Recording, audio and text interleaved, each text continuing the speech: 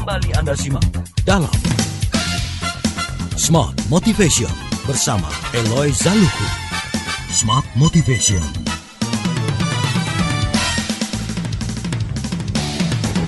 Ya, terima kasih Anda masih bersama kami dalam program Smart Motivation bersama dengan Pak Eloy Zaluhu dan juga ada Bapak Tony Sartono, Komisaris PT Kawan Lama Sejahtera. Tadi singkat kita belum bahas tentang key success factor-nya ya. Kalau tadi kan dikatakan Pak Tono mengatakan bahwa ternyata ada beberapa poin penting, disiplin, kemudian konsistensi, care terhadap manusia, dan satu lagi apa Pak Tony? Mencintai pekerjaan. Mencintai pekerjaannya ya. Oke, kami informasikan buat Anda, silakan Anda yang ingin berinteraksi nanti bisa ke 0812 11 12 959 untuk SMS atau WhatsApp kami. Sementara Anda yang ingin melihat secara langsung perbincangan kita pada kesempatan hari ini, Anda bisa buka kanal YouTube kami live dari YouTube untuk kesempatan pagi hari ini. Baik, Pak Eloy, ini yang paling ditunggu ya sesuai dengan tema kita, strategi dan execution-nya. Ini yang harus diketahui sekaligus sharing utama nih dari praktisi yang sudah sukses mengawali karir sebagai seorang salesman dan sampai dan sekarang sudah nyaman sekali rupanya. Betul, jadi Smart Listener dan sahabat Sonora, kita mau membahas mengenai strategi dan execution itu, dan tentu saja juga mengenai leadership pada akhirnya kan ya.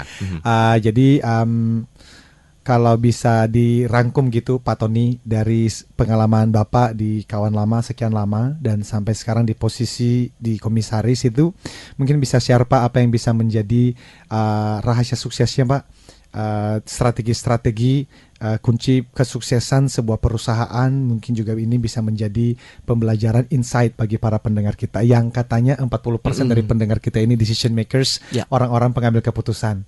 Bisa berbagi, silakan Pak Tony. Baik, Pak Eloy, Mas Darin.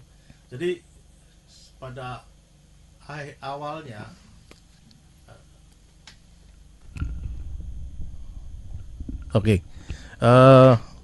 hampir semua perusahaan membuat strategi itu mudah, Pak. Bahkan luar biasa. Mau yang simple sampai yang complicated itu sangat mudah, ya kan. Tetapi begitu waktu mau implementasi, itu setengah mati, Pak. Saya pikir pertama kadang-kadang kita buat strategi terus habis itu dilepas saja. Mungkin kalau kita lihat Transjakarta aja sampai sekarang masih aja dikejar-kejar, Pak ya. Padahal tuh jalurnya jelas, sudah ditinggiin, tetap aja orang mau masuk ke sana. Betul. Arti kata itu yang nyata kelihatan ya, bahwa nggak boleh kendaraan masuk di Transjakarta, tapi kok tetap aja orang masuk sana, sehingga perlu di udah berapa tahun sekarang ini. Demikian juga dengan implementasi. Kalau strategi bagus, saya pikir komitmen dari manajemen itu penting.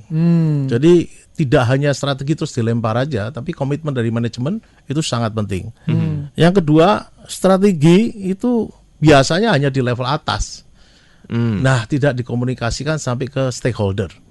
Nah, ini penting. Komunikasi ini juga salah satu masalah menurut saya di negara kita. Komunikasi ini juga masalah besar ya. Jadi komunikasi ke bawah itu sangat penting. Bila perlu bawah sampai buy-in ya strategi ini. Nah, kemudian evaluasi. Evaluasi ini yang seringkali juga titik lemah. Orang jarang sekali ingin mengevaluasi. Ya kan, hanya garis besarnya aja yang dicapai apa. Misalnya ada 5 strategi, capai 2 udah cukup lah. Yang penting kan omset naik. Ini berbahaya. Bottom line-nya aja. Bottom line-nya. Padahal di samping itu masih ada beberapa yang mungkin long term strategi, bukan short term aja. Oke. Ini saya tertarik membahas singkat nih, Pak Eloy, sorry saya potong sedikit. Silakan. Strategi welcome implementation. Apakah ini memang sengaja dilakukan sebagai sebuah konsep hanya untuk mengimplementasikan saja dari semua anak usaha dari PT Kawan Lama, sehingga strategi itu tadi yang dikatakan Pak Tony hanya untuk atasannya aja gitu loh, yang bawah yang penting implementasinya? Ya sebetulnya kalau implementasi ya overall Pak ya, dari atas sampai ke bawah. Kalau di atas cuma strategi doang, terus implementasi di bawah, ini bener atau enggak implementasi? Jadi memang ini harusnya komitmen dari atas sampai bawah. Baru itu strategi ini akan berjalan dengan baik dan menghasilkan itu. Mungkin lebih kepada istilah yang Bapak gunakan, goodbye strategy, welcome implementation, bukan berarti bahwa strategi tidak diperlukan ya Pak. Mungkin bisa dielaborasi lebih dalam Pak. Ya tadi goodbye strategi ini sebetulnya kita melihat implementasi itu jauh lebih penting daripada strategi sendiri. Karena strategi itu dibuat boleh dengan sederhana, complicated itu banyak orang pintar di tempat kita Pak yang bikin strategi. Tapi begitu implementasi agak kedodoran juga nih. Apalagi tadi apakah implementasi jalan atau enggak. Dari evaluasi dari time ke time ya kan. Apakah ini on the right track atau enggak itu.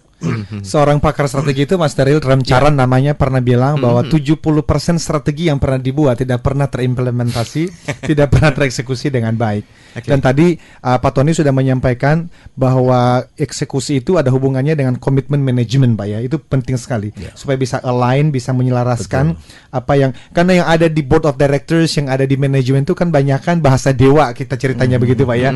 Ngomongnya kan memang mesti strategi besar. Tetapi untuk menurunkan di level manajerial, apalagi di level staff, itu yang challenging ya Pak ya. Betul. Tapi kalau dari pengalaman Bapak, dari klien-klien yang kami bantu juga memang selalu challenge tuh Pak, untuk menyelaraskan, menurunkan cascading dari top management, dari strategi besar sampai ke level menengah dan bawah, itu memang itu kadang-kadang ya berat itu Pak. Gimana Pak?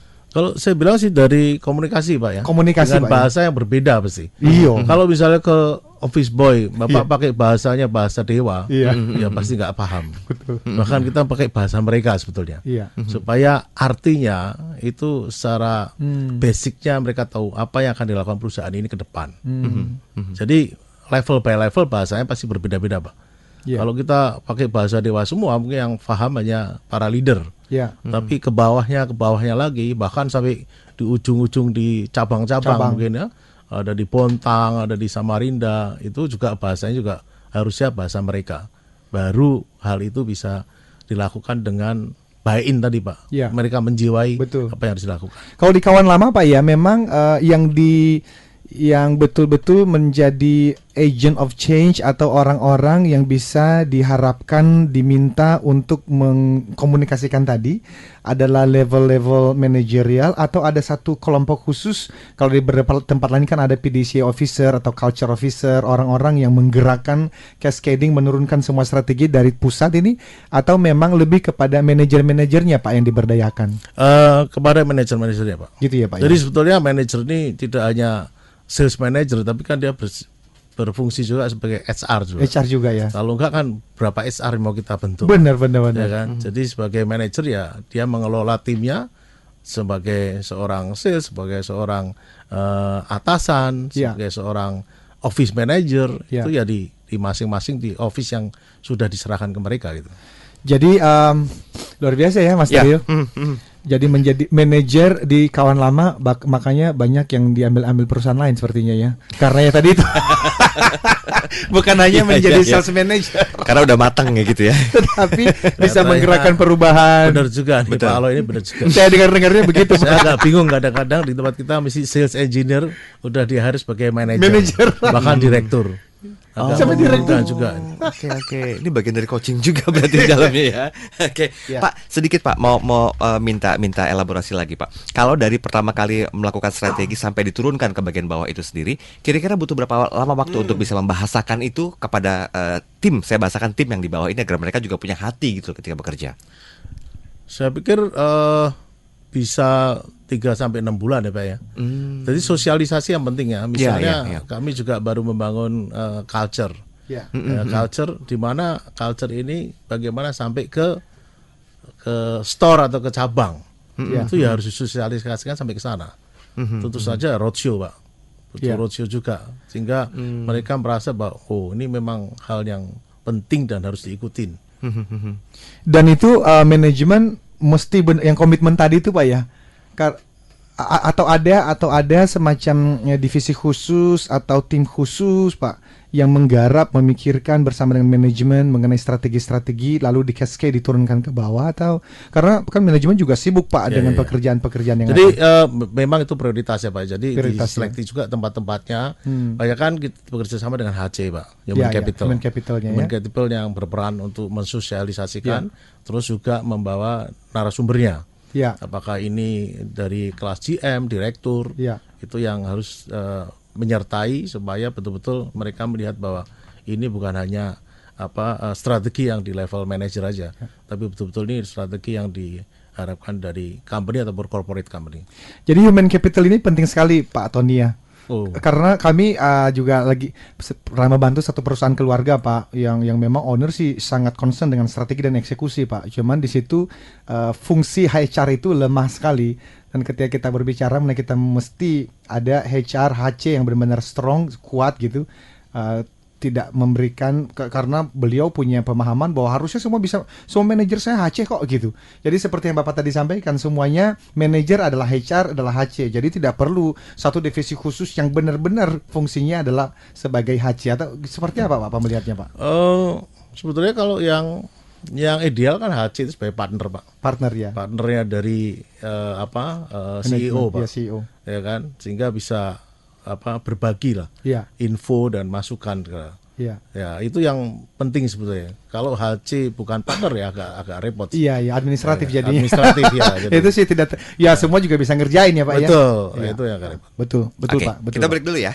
Nanti kita sambung lagi. Udah break 29. Kita harus break dulu. Nanti kita bahas lebih jauh tentang eksekusi di sebuah tim. Ini bagaimana membangun budayanya dari timnya Pak Tony. Kita sambung lagi di sesi berikutnya. Tetap bersama kami. Kembali Anda simak dalam Smart Motivation bersama Eloy Zaluku. Smart Motivation.